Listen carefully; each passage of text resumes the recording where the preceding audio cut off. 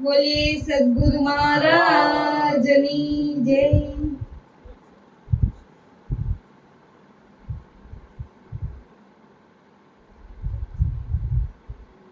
તો મનુષ્યને સમયનું જ્ઞાન હોવું અત્યંત જરૂરી છે। આપણે મનુષ્યને સમયનું જ્ઞાન હોવું અત્યંત જરૂરી છે।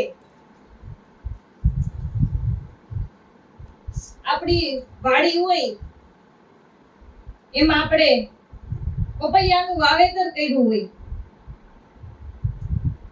વાડીમાં તમે પપૈયાનું વાવેતર કર્યું હોય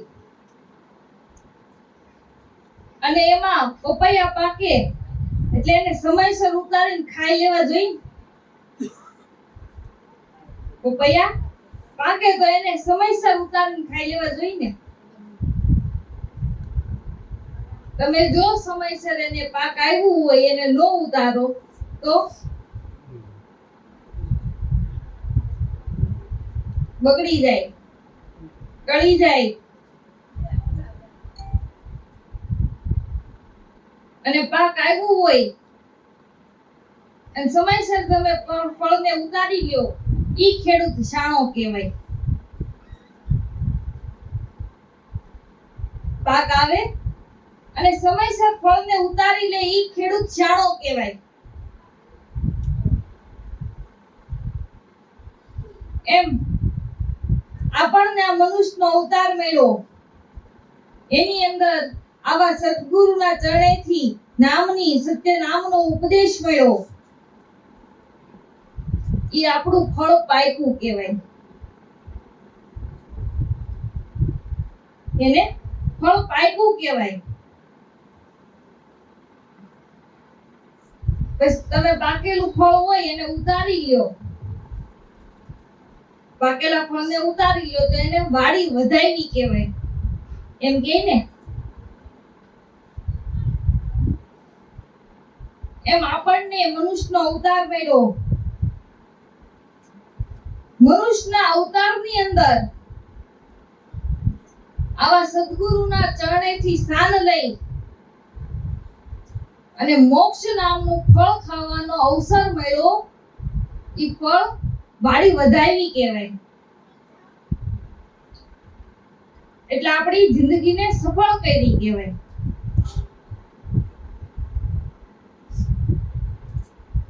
પણ જો તમે સમયસર આ મોક્ષ નામના ફળનો સ્વાદ ન લઈ શકો તો જેમ પપૈયા ખરીને બગડી જાય એમ આપણી જિંદગી બરબાદ થઈ જાય।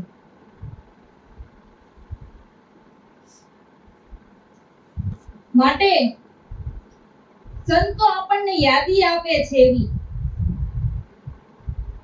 કે તમને મનુષ્યનો અવતાર મળ્યો ઈ આ મોક્ષ નામના ફળ ખાવા માટેનો અવસરી છે। એટલે કોઈ આવા મહાપુરુષ સદગુરુની શાન લઈ અને આ મોક્ષ નામના ફળનો સ્વાદ ચાખી લેવો એટલે સ્વ સ્વરૂપનો આનંદ માણી લેવો। હે વીરા વાડી વધાવો, સાચા સદગુરુ મોટા મુનિવરને સેવીએ। વાડી વધાવો એટલે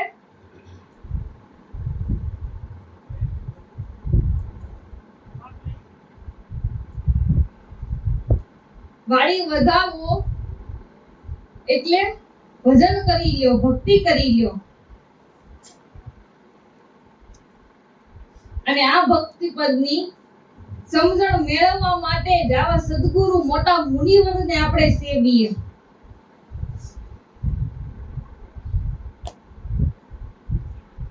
હે વીરા વાડી વધાવો, મોટા મુનિવરને આપણે સેવીએ। આ તો પોતે તરે ને બીજાને તારે, શૂન્યમાંથી સજન કરે, તેવા સોય પરમાત્માને સેવીએ। પલક કહે અવિશલ પદ ધારણ કર।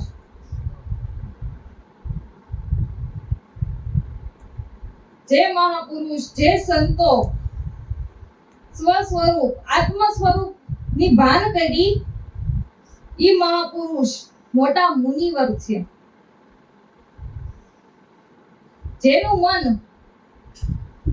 નામમાં વળી ગયું, જેનું મન નામમાં લય થઈ ગયું, એ મોટા મુનિવર છે. મુનિવર એટલે મોટા મુનિવરને સેવીએ તો મુનિવર એટલે શું કહેવાય?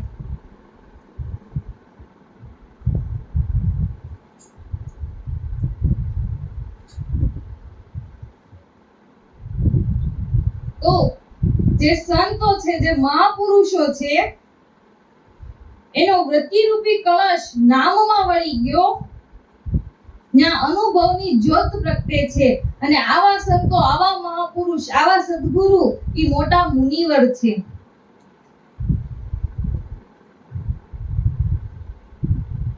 પાટે ને જ્યોતે જમલો જામશે, મળશે નર ને નાર.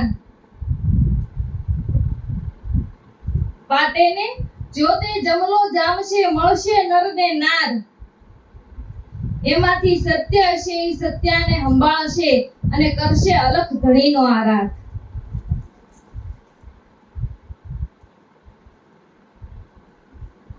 પાટે ને જ્યોતે જમલો જામશે, મળશે નર ને નાર. એમાંથી સત્ય હશે, એ સત્યને સંભાળશે અને કરશે અલખ ધણીનો આરાધ. તો જે આવા સંતો, આવા મહાપુરુષો છે, એનો વૃત્તિરૂપી કળશ નામમાં થપાઈ ગયો, ત્યાં અનુભવની જ્યોત પ્રગટે છે. અને ઈ અનુભવને જ્વાળે આપણને સત્ય બુજે. અનુભવી સંતો, મહાપુરુષોની અનુભવ વાણીથી આપણને સત્ય બુજે છે.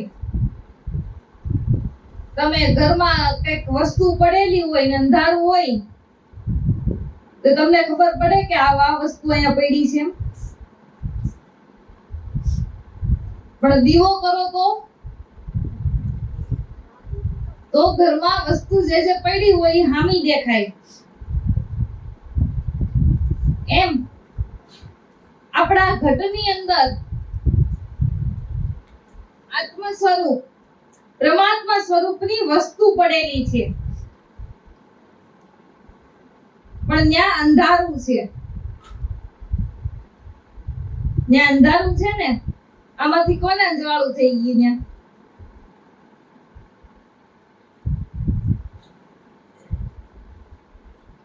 એટલે ઘરમાં રહેલી વસ્તુ હોય કે ઘરમાં આપણા ઘટમાં પડેલી વસ્તુ હોય, એ આપણને નથી ઓળખાતી. પણ આવા જે સંતો, જે મહાપુરુષો છે,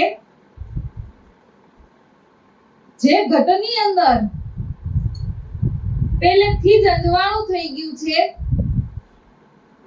ઈ સંતો, ઈ મહાપુરુષોની અનુભવ વાણીથી આપણને સત્ય સૂઝે છે. અને આવા સંતો, આવા મહાપુરુષના ચરણોમાં હજારો, કરોડો, લાખો લોકો, નર નારીઓ એના શરણે જાય છે.